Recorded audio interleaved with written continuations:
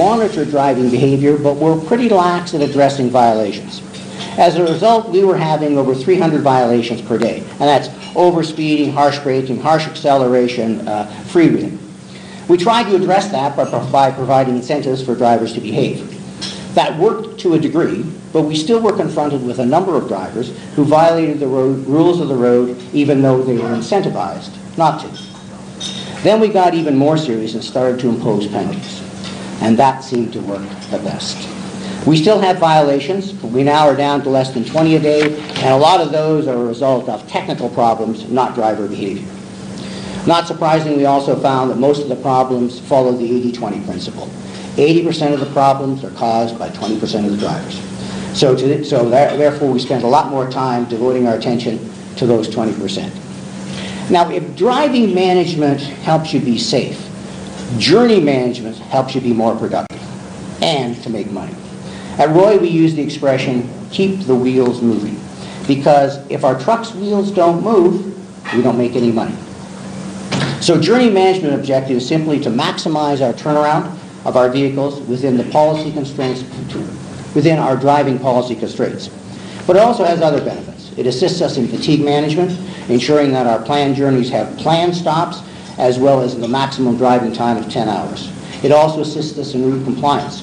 All our journeys have route cards that tell the driver the route to use, any significance issues in terms of safety on the route, and where he can stop. And it tells him where he should be at what time. And this involves a lot of people, including our site supervisors, compliance officers, our checkpoints such as Checkmate, patrol teams that travel up and down the highways checking on our trucks, our fleet coordinators, and obviously our transport manager and his deputy. But the whole thing starts with the site supervisor who draws up the journey plan and documents it on a trip sheet that the driver carries with him. It shows the route, the timing of the journey, as well as the intermediate stops. This information is then communicated back to our office that gets put into a master journey plan. If during the journey the driver knows he will not complete the journey on time, he then is required to communicate that to his supervisor, at which we update the master journey plan. All the changes, whether it's from the checkpoints or from our road patrols, again, all get updated in the master journey plan. On arrival at the destination, the site supervisor there reviews the journey against the actual journey plan, but the real calculation happens at our head office, where we download the information from the trip card and compare that with the actual. So we now understand a clear idea of the driver's performance versus his plan.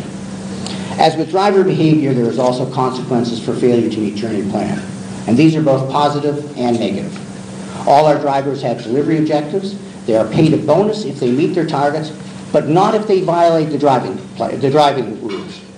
So it's really an integrated system.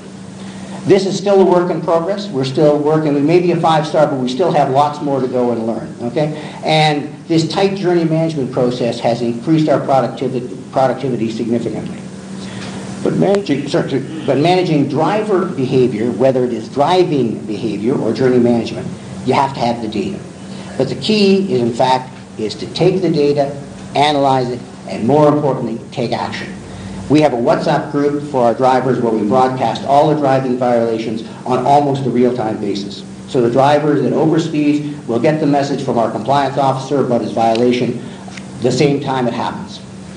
So, in conclusion, we at Roy Haulers believe focusing on OBC management, driving management, and journey management with clear goals, rules, and acting almost on a real-time basis on any deviation makes us safer and much more productive.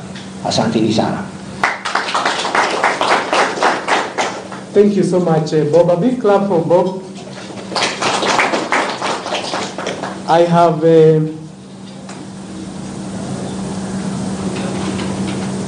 I wish now to come to the climax of our launch, but as we do that, it's important that we be able to report to the DG what is it that we're going to do after here, and I will take 2 minutes to be able to discuss what we are going to do.